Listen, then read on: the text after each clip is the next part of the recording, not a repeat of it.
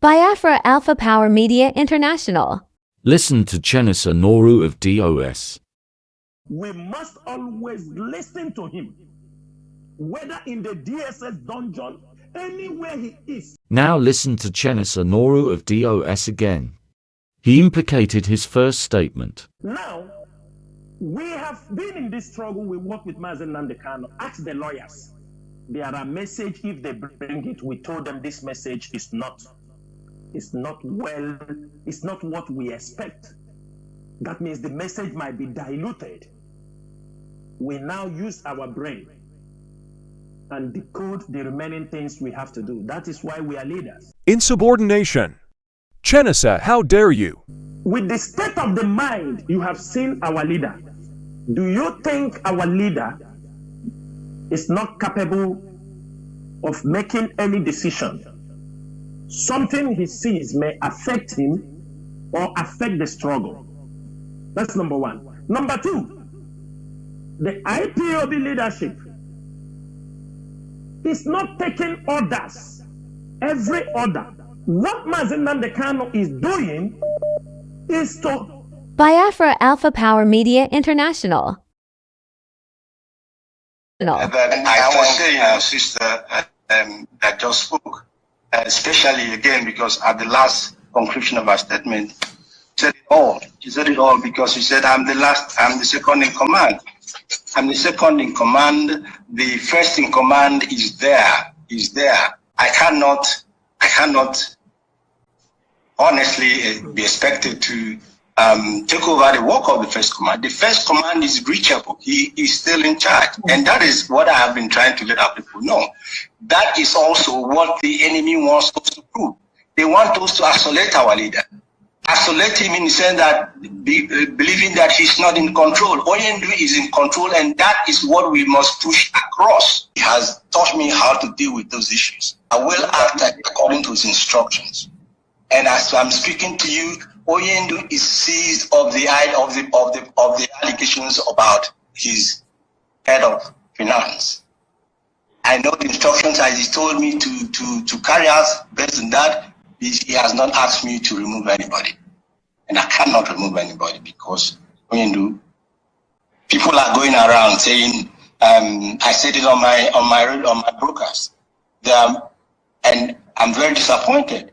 Are we deliberately trying to isolate him? Because that is what they want us to do. We must push it all the time that the Oyendu is in charge. That is what scares our enemy. If we reduce his authority, we are putting him in danger. And I cannot be part of that. Request the leadership. He has the capable hands. If you ask the legal teams, if you ask anybody who have known him, he have always said in his absence, and that is what the IPOB Code of Conduct says, in his absence that Chika Edozeim takes charge. When people say Chika Edozeim, Mazi Chika Ediziem is the head of the DOS, which Mazi Nnamdi Kanu is part of. Now, nobody inside the DOS, everybody have his work. In the absence of Mazi Nnamdi Kanu, I'm asking you, should those work be shut down? Do you think it's Mazi Nnamdi Kanu that is controlling the IPOB media as he is inside? Do you think he's the one? BIAFRA Alpha Power Media International. Times are different with the time we are in.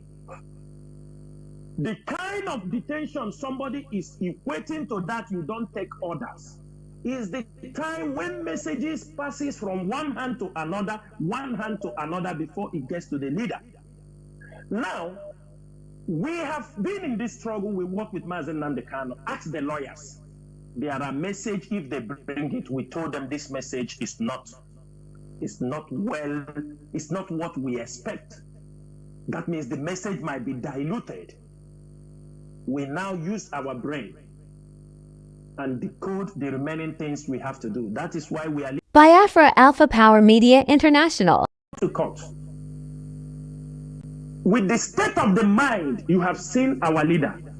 Do you think our leader is not capable of making any decision? Something he sees may affect him or affect the struggle. That's number one. Number two, the IPOB leadership is not taking orders. Every order.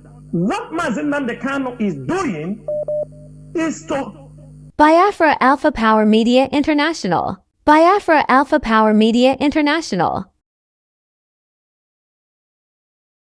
Now, when we mount up that pressure, everywhere started to panic. When we declared this sit at home, we got a message from the leader that we should call off this sit at home. I don't want to go deep on people. There were people who played a very dangerous role against that sit at home for their own selfish interest. Because I expect you to come here to ask.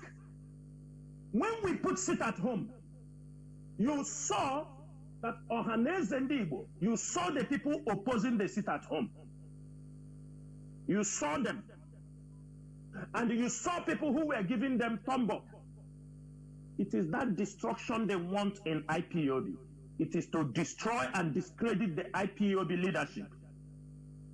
After due consultation with our leader, we went ahead, conducted the first sit at home that was carried around the world.